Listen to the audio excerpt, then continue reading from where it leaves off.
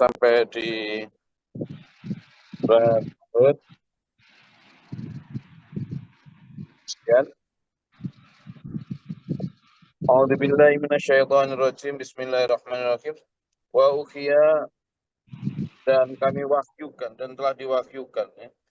Telah diwahyukan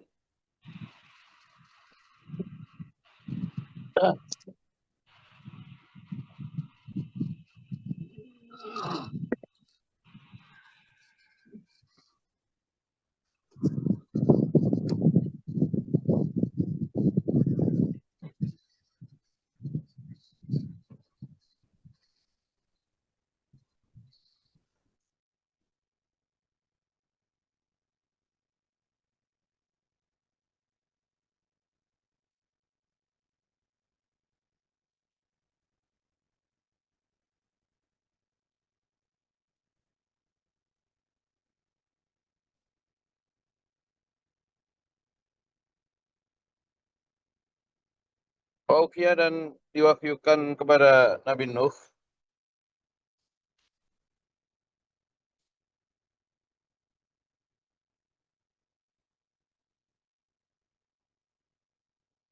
ila Nuhi, kepada Nabi Nuh, gitu ya. Annahu la yu'minu min qaumika illa man qad amana fala tabta'is bima ta'malun. Udahlah Nuh, kamu, mereka itu juga tidak akan beriman padamu karena ya keingkaran mereka sudah mengakar jauh. Ya paling yang beriman ya yang sudah beriman sebelumnya itu aja. Yang lain ya sulit kayaknya. Sudahlah, kamu jangan terlalu bersedih eh, dengan apa yang mereka lakukan. Kamu tetap aja berjalan, tetap aja berdakwah, tetap saja menjalankan program-program yang sudah aku canangkan aja. Sekarang program yang selanjutnya adalah wasna'il fulka. Wes kamu buat perahu, kata Allah. Buat perahu, boten sakit Gusti. Wes gak apa-apa. Yang Yunina dalam pengawasan kami. Dalam riwayat itu kemudian dibantu para malaikat, ya. Termasuk ngambil-ngambil kayunya. Waktu itu teknologi pembuatan perahu tidak ini sekarang.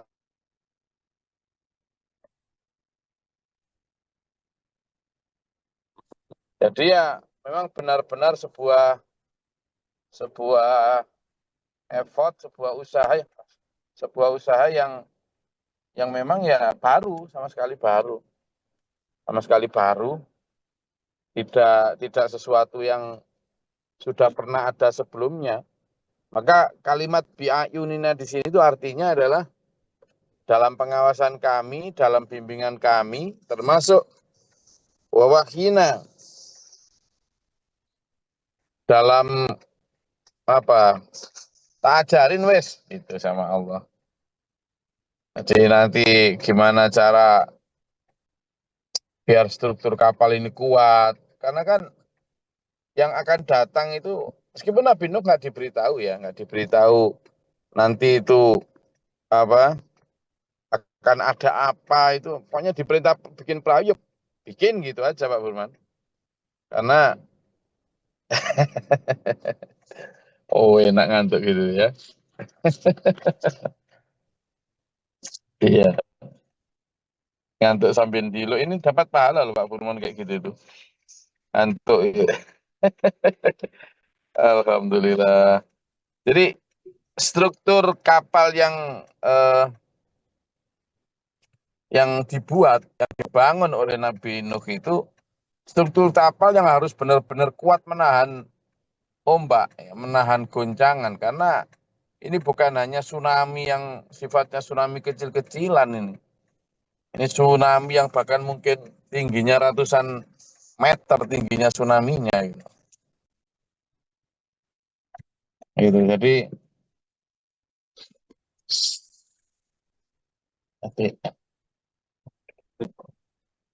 Jadi tingginya, ombaknya tinggi, segala macamnya tinggi, sehingga ya harus benar-benar kuat, harus benar-benar ini. Nah, pemilihan kayunya, kemudian bagaimana cara menyambungkannya, itu jelas kalimat bi'ayunina wa wahyina ini mewakili itu ya. Bahwa semuanya harus benar-benar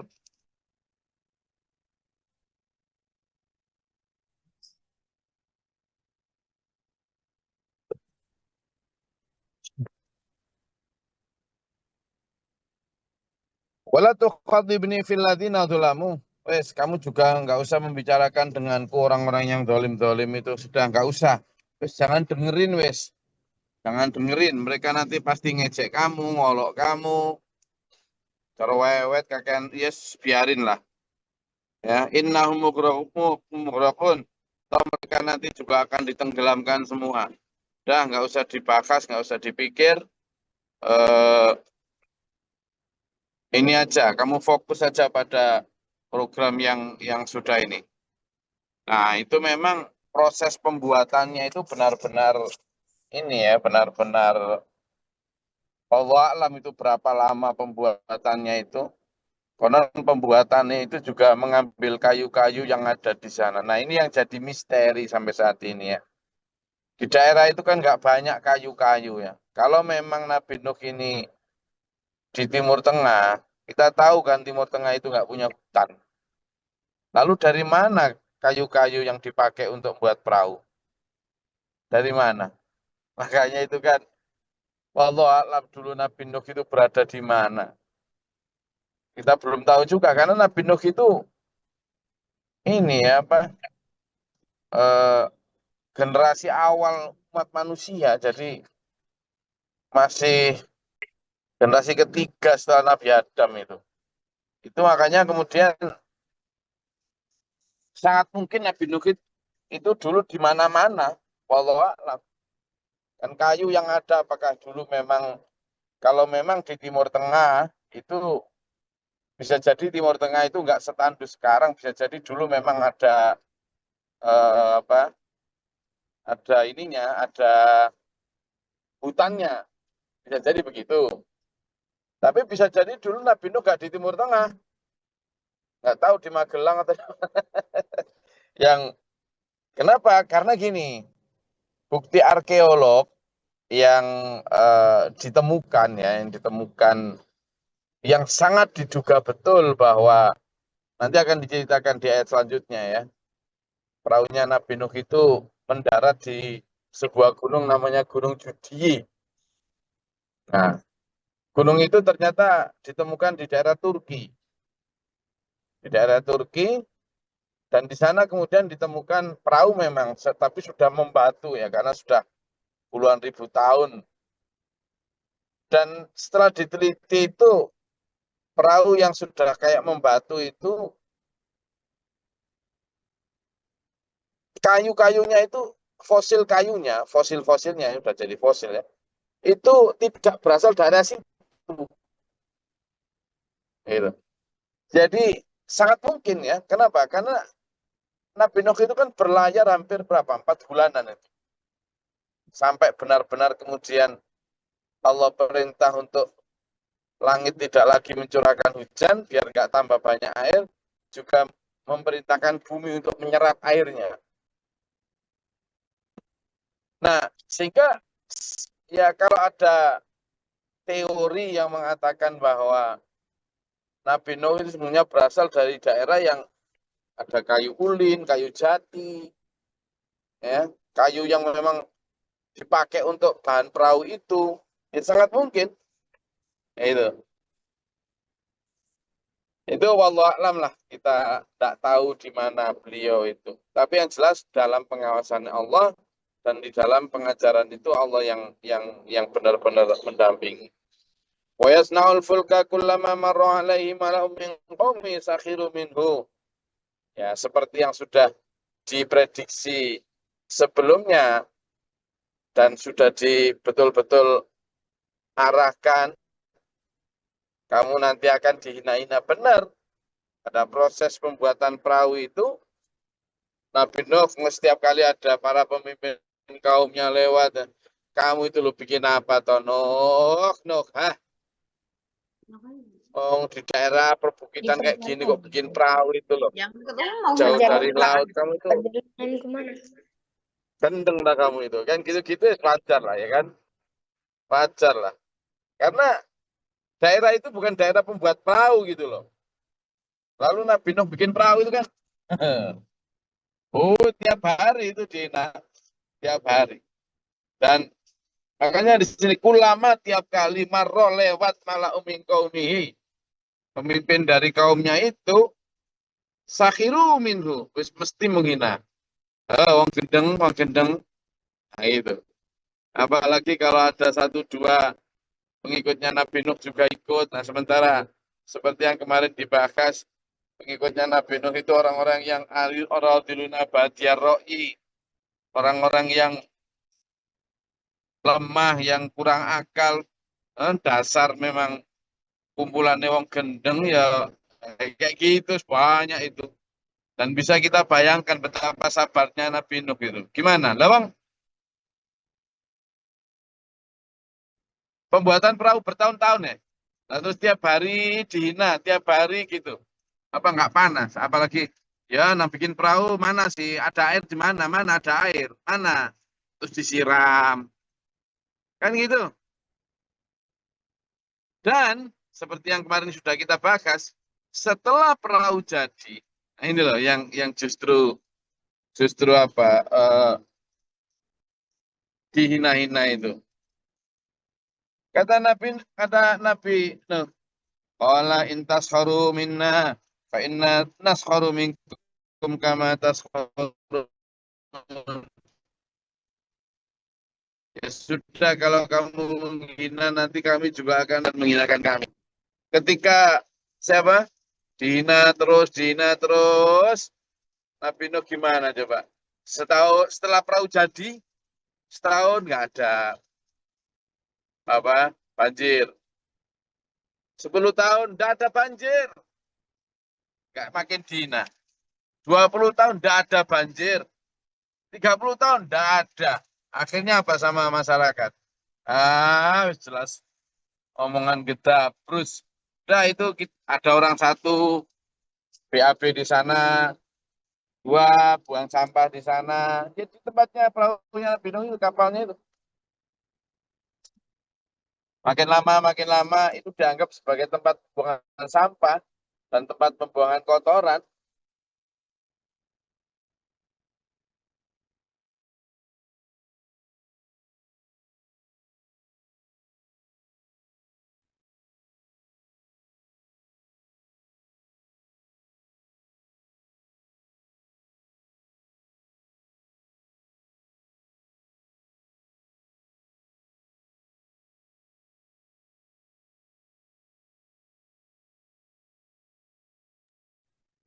Pembuatan kotoran, terus berdakwah, terus karena maaf ya, kemudian dia terperosok ke dalam tumpukan kotoran itu. Tapi ternyata dengan terperosoknya itu atas kuasa Allah, orang itu bisa melihat atas kuasa Allah, terperosok ke dalam kotoran tadi. Nah, maka dia pulang dan menceritakan itu. Ya akhirnya memang semua orang senegeri kondang kalau di situ itu baik kotoran maupun sampahnya bisa untuk menyembuhkan apa? Penyakit. Wah, akhirnya berlomba dari seluruh penjuru negeri ngambil satu kotorannya diambilin satu-satu untuk menyembuhkan penyakit. Dan memang benar-benar bersih akhirnya sampai dibersihkan seakar-akarnya sama mereka. Kuasa Allah itu kan. Bersih betul akhirnya memang. Nah, setelah bersih betul, hampir 40 tahun kemudian sejak pembuatan, baru kemudian itu setelah hatta idza jaa amruna, ketika telah datang waktunya perintah kami, setelah 4 bulan itu, wafarat tanur, maka bumi pun memancarkan airnya, yang laut bergolak memuntahkan tsunami kan gitu. Kemudian danau-danau pun bergolak semuanya. Hujan pun langit mencurahkan air yang hujan tidak berhenti-berhenti, ya kan? Sampai akhirnya betul itu. Maka sebelum terjadi itu betul, Allah sudah perintah, wahai Nuh, kami perintahkan, ahmil, muatkanlah via dalam perahu kamu itu, mingkuli zaujisna ini. Dan setiap pasang-pasang. Kalau manusia orang beriman sudah jelas itu.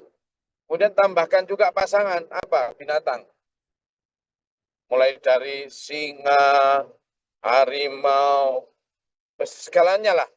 Kenapa? Karena itu nanti jadi bibit binatang selanjutnya. Dan coba bisa kita bayangkan dulu. Apa yang ada sekarang ini, kalau memang waktu itu bumi menenggelam, ditenggelamkan total, berarti kan seluruh binatang musnah tuh. Dan yang tidak musnah ya yang ada dalam perahunya Nabi Nuh. Berarti kalau sekarang ada berapa ratus ribu jenis hewan, berarti dulu memang binatang semua ini keturunan binatang yang ada di dalam perahunya Nabi Nuh. Betul? Coba bisa bayangkan, itu berapa besar perahunya untuk bisa memuat seluruh binatang. Wong untuk nampung berapa jenis di kebun binatang aja segitu luas. Itu kita pikir. Kemudian juga gimana makannya, mana kotorannya selama berbulan-bulan itu. Ini kan siapa yang merawat semua itu. Tapi ya itu tadi, kalau Allah sudah berkehendak ya sudah. Makanya di situ setelah ahmil fiha min kulli zawjatin ini wa ahlaka illa man sabaqa alaihil qawlu. Dan kemudian semua dihancurkan, semua musnah kecuali memang sudah ketetapan Allah mereka yang tidak musnah, waman amanah, dan orang-orang yang beriman. Padahal wama amanah ma'ahu illa qalil, dan tidaklah beriman kecuali sedikit. Ada yang menyatakan bahwa yang ikut bersama Nabi Nuh itu di perahu itu adalah sekitar 40 sampai 70 orang. Dan kalau memang waktu itu semua manusia dihancurkan, berarti ya kita-kita ini keturunan orang yang berada dalam perahu itu. Hehe. Terus ada yang mancung ke depan, ada yang mancung ke dalam. Siapa yang mancung ke dalam ini? Ada yang kulitnya putih, ada yang hitam, ada yang coklat, ada yang enggak jelas. Kan? Tapi semuanya adalah keturunan dari man amana yang bersama Ma'anufi tadi. Wa ma'amana ma'hu illa qalil. Berarti sedikit sekali memang sejak dulu umatnya Nabi Nuh itu sedikit. Nanti akan diceritakan di ayat selanjutnya. Nabi Nuh itu umurnya 950 tahun. Kalau misalnya untuk berdakwah itu 900 tahun saja, betapa sabarnya Nabi Nuh, di akhir hidup beliau-nya dapat kulit sekitar 70-an yang beriman itu. Nah itu. Maka waqalar kabu fiha bismillahi majroha wa mursaha, maka kemudian difirmankan bahwa muatkanlah, berlayarlah di dalamnya dengan menyebut nama Allah pada saat berlayar maupun nanti pada saat berlabuh, karena sungguh Tuhanku dialah yang maha pengampun lagi maha penyayang. Nah itu meskipun di sini diceritakan sekilas, sebenarnya prosesnya jauh lebih panjang gitu. Baik proses pada saat pembuatannya itu jelas. Saya belum pernah menemukan apa ya, film ada sih beberapa film Hollywood yang mencoba untuk mendeskripsikan bagaimana kejadian itu, tapi belum ada yang benar-benar saya merasa wow, sesuai imajinasi yang saya ada ketika baca ayat-ayat ini. Tapi ya Allah alam seperti apa. Tapi yang jelas itu sangat dahsyat pasti ya. Oke, sampai di situ. Ada yang mau ditanyakan? Silakan. Ini saya sambil perjalanan mau ngisi materi kelas. Assalamualaikum Gus. Coba, silakan.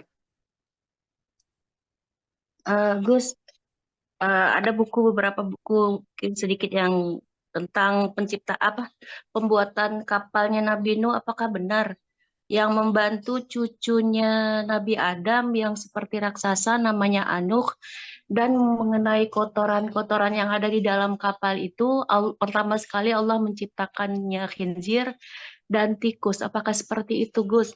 Itu yang pertama, Gus. Yang kedua, mungkin di luar ini, malam Lailatul Qadar itu kan jatuh di salah satu malam pada bulan Ramadan. Yang ingin ditanyakan bagaimana itu terjadi. Bukankah Lailatul Qadar ini terjadi hanya sekali setahun? Namun bumi kita ini kan bulat jika di sisi kanannya malam, di sisi lainnya kan siang. Apakah kemudian malaikat harus menunggu di sisi bumi yang siang untuk merubah menjadi malam? Terima kasih, Gus. Assalamualaikum. Ya, jadi gini ya. Jadi pertama tentang yang membantu adalah cucu Nabi Adam. Sangat mungkin ya. Itu juga. Ibu itu. Jadi sangat mungkin, sangat mungkin. Wallahu alam seperti apa. Memang waktu itu kan manusia-manusia itu masih sangat giant ya, sangat raksasa. Karena bumi juga masih masih kosong. Kemudian orang-orang jelas ukurannya juga besar ya. Sangat mungkin itu. Kalau Nabi Nuh sendiri aja lah hampir 60 dirok ya. Kalau ukurannya itu hampir sekitar tingginya sekitar 30 meter itu tingginya itu.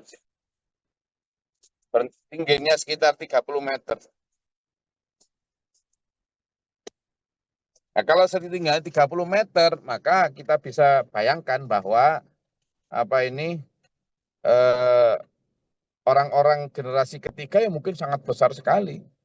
Tapi ya begini, meskipun besar, maka karena yang akan dimuat juga besar ya perahunya juga harus sangat besar sekali kan, gitu. Nah bayangkan kalau di dalam perahu itu harus ada apa jerapah, ada gajah, jerapah aja berapa tingginya itu. Padahal bisa jadi binatang saat itu kayak binatang-binatang purba kan. Gajah-gajah pun gajah yang tipe mamut itu kan. Bukan Mahmud ya, mamut. Itu juga gimana? Harimau-harimau juga. Jadi yang sangat mungkin ya.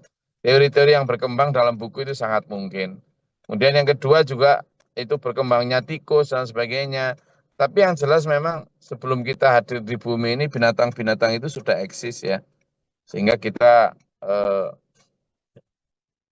gitu.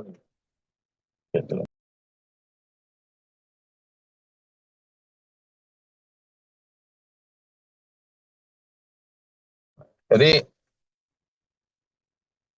yang perlu kita pahami adalah eh, bahwa memang sangat luar biasa ya perahu saat itu. Dan memang banyak teori yang mencoba menjelaskan itu ya kita wallahu alam lah. Tapi semuanya sangat mungkin. Yang kedua tentang Lailatul Qadar. Jadi begini ya, Lailatul Qadar itu kan fenomena yang meskipun disebut Lailatun, malam ya. Tapi malam itu bisa bisa berrotasi juga karena dalam satu hari kan dia berputar satu kali bumi ini. Berarti dalam satu kali putaran itu ketika Amerika malam dan kita sangat siang. Jadi saya punya pengalaman kalau kita ngobrol dengan orang Amerika itu kan kita jam 9 pagi, mereka jam 9 malam, terutama di daerah tertentu kayak Washington apa itu. Pas gitu. Jadi mereka siang kita malam. Nah, sehingga sangat bergilir walau alam bagaimana cara malaikat. Malaikat kan tidak pakai menunggu karena apa? Karena mereka kan berjalan dengan kecepatan cahaya. Tidak tidak seperti kita gitu. Sehingga saya sih lebih percaya bahwa malam Lailatul Qadar itu tidak hanya di separuh atau 10 hari terakhir, tapi malam Lailatul Qadar memang diberikan kepada Allah kepada orang yang dikehendakinya sepanjang bulan Ramadan itu gitu. Sehingga itu bisa jadi turun di Amerika, bisa jadi turun dimanapun orang yang dikehendaki Allah selama bulan Ramadan itu di malam tertentu itu. Gitu. Jadi karena Allah juga tidak dibatasi oleh ruang dan waktu, sehingga sangat mungkin turun dimanapun. Tapi yang pasti adalah kepada hamba-hamba yang kolbin salim. Gitu. Hamba-hamba yang berhati yang sangat damai, sangat rendah hati, sangat pasrah kepada Allah tadi. Itu bagaimana?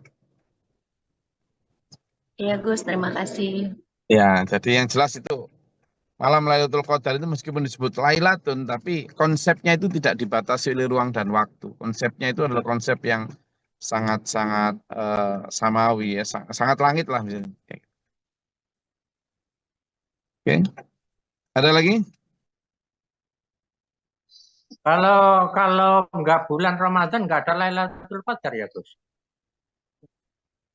Ya, mungkin namanya bukan Lailatul Qadar, tapi bentuknya berupa rahmat taubat, rahmat syukur, rahmat iman. Kan kalau Lailatul Qadar itu kan suatu fenomena alam juga, Pak. Itu. Jadi orangnya melihat seperti apa, melihat banyak hal-hal gaib yang sifatnya. Kalau saya sih melihat Lailatul Qadar itu sebuah karunia yang diberikan Allah berupa kesadaran untuk bertobat, kesadaran akan keimanan yang tinggi, seperti hal-hal kayak gitu. Jadi itu sangat mungkin juga terjadi di lain bulan Ramadan, cuma mungkin namanya saja yang bukan Lailatul Qadar. Cuma keberkahannya memang yang lebih tinggi di Lailatul Qadar di Ramadan. Oke. Berarti rahmat Allah selalu ada gitu ya Gus ya Oh, setiap harinya. selalu ada menurut saya. Jadi bukan kok rahmat Allah itu hanya ada di bulan Ramadan, enggak lah. Tapi memang Ramadan itu memang diberikan Allah termasuk bulan-bulan yang diutamakan itu memiliki tingkat eh, energi stimulan, energi yang bisa mendorong orang untuk berbuat lebih banyak selain di Oh, bulan Ramadan gitu. Karena di bulan Ramadan kan kadang orang itu malas apa, tapi di di luar bulan Ramadan kan kadang agak malas. Tapi kalau di bulan Ramadan kan makin ini apa ya Semangat. motivasinya itu semangat. Makanya itu yang dimaksud sebagai semangat bulan Ramadan. Oke. apa kaitannya dengan Nabi Syam'un itu Gus adanya bulan Ramadan apa malam Lailatul Qadar ini? Nabi Sam'un itu kan terkenal dengan kesaktiannya itu. Tapi memang ada banyak cerita Israiliyat di sana ya. Katanya yang kemudian tidak mempan apa-apa segala macam gitu ya. Tapi itu sebagai bumbu dari bagaimana menyemangati diri kita aja. Oh, kebenarannya seperti apa? Toh ada memang diceritakan tentang seorang nabi yang bahkan nanti Nabi Sam'un itu kan satu nabi yang nggak punya pengikut sama sekali. Tapi wih, Iya. peperangannya luar biasa itu. Sakti mandraguna lah istilahnya dikasih Allah itu. Tapi ya hal-hal semacam itu ya untuk semangat kita aja. Iya. Oh, saya kirain karena ada keistimewaan yang diberikan kepada Nabi Syam'un, makanya Rasulullah meminta kepada Allah untuk memberikan kepada umatnya, yaitu pada malam Lailatul Qadar itu, bukan ya Gus ya? Nah, jadi Lailatul Qadar memang itu Lailatul Qadar itu kan lebih ke apa ya bersamaan dengan sekitar turunnya Al-Qur'an ya sebagai sebuah mukjizat terbesar untuk umat manusia itu yang dibawa Nabi Muhammad SAW. Nah di sekitar itulah kita mendapat keberkahan dari cahaya Quran, dari cahaya apa wahyu yang diberikan Allah kepada Nabi Muhammad dan sebagainya. Oke, Ya, makasih Gus.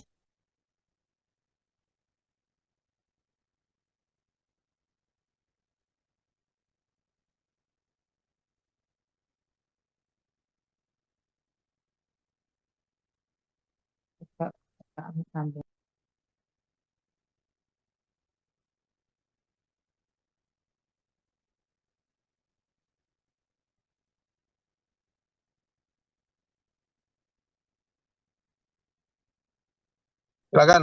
Moga ada lagi?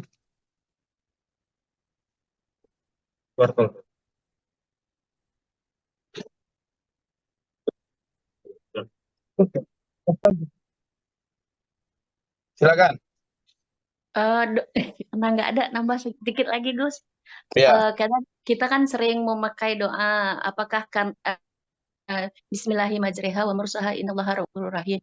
Itu saat kita menaiki kendaraan. Apakah ada hubungannya yang Allah apa kendaraan yang pertama di dunia ini yaitu kapal Nabi Nuh sehingga kayak saya pribadi saat menaiki kendaraan selalu menggunakan ya BMW itu Bismillahirrahmanirrahim itu. Apakah ada kaitannya ke sana gitu, Gus?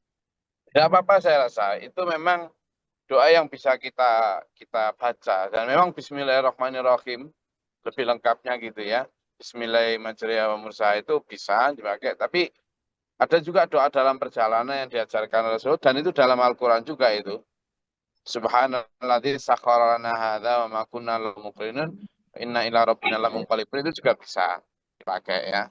Selain itu. Jadi memang intinya adalah kepada bagaimana kita mobil, pesawat, kapal, kereta, segala macam itu adalah bisa berjalan di atas, bisa berjalan di bawah, di laut hanya karena izin dan kuasa Allah. Itu yang perlu kita apa ya, yakini dan kemudian kayak semacam izin kepada Allah, ya Allah selamatkanlah aku dalam perjalanan ini. Kayak saya sekarang gini kan gitu. Subhanalladzi sakhkhara lana hadza wa ma kunna lahu muqrinin fa inna ila rabbina lamunqalibun. Bismillah tawakkaltu 'ala Allah la haula wala quwata illa billahil aliyyil azim. Tuh, memang apa ya penting ya untuk kita kemudian memasrahkan diri kita kepada Allah agar perjalanan juga diberikan keselamatan. Karena apa? Secanggih apapun pesawat, ya milik Amerika juga jatuh.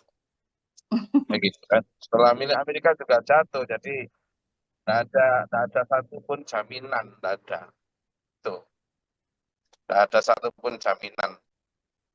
Nah, Berarti nggak ada keterkaitan dengan doa tersebut ya, dengan penciptaan kapalnya Nabi Nuh, kendaraan yang pertama ada di dunia ini, bukan seperti itu ya Gus ya?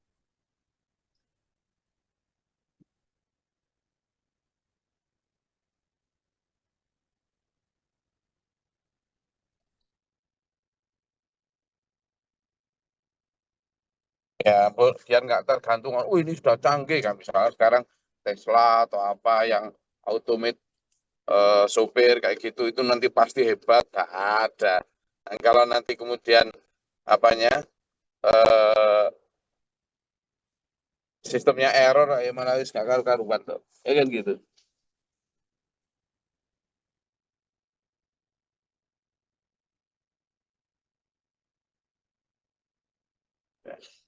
Oke, ada lagi?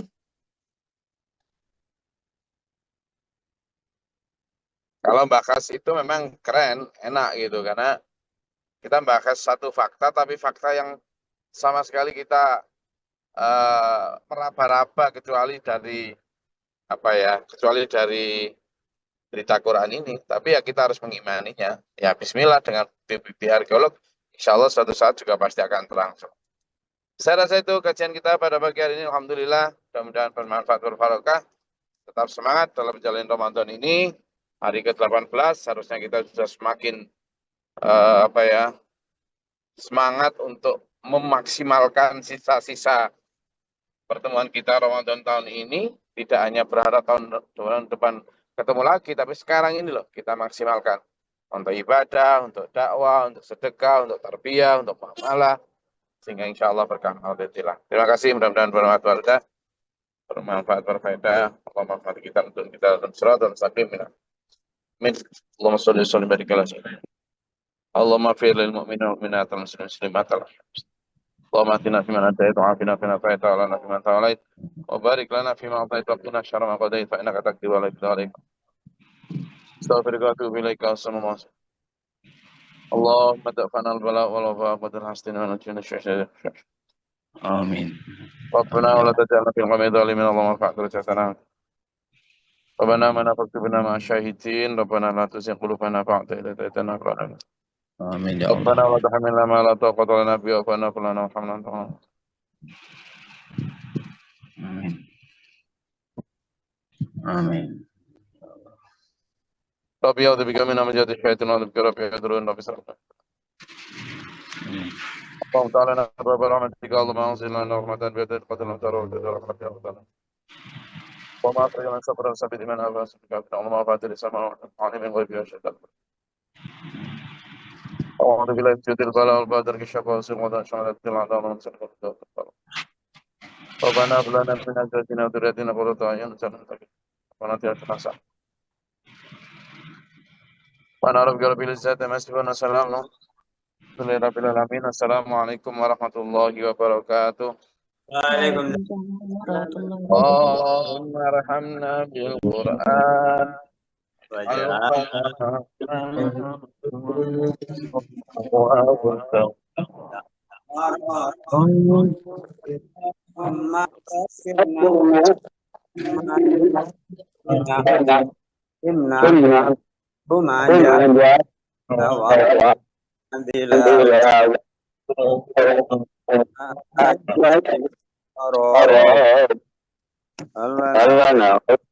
Ya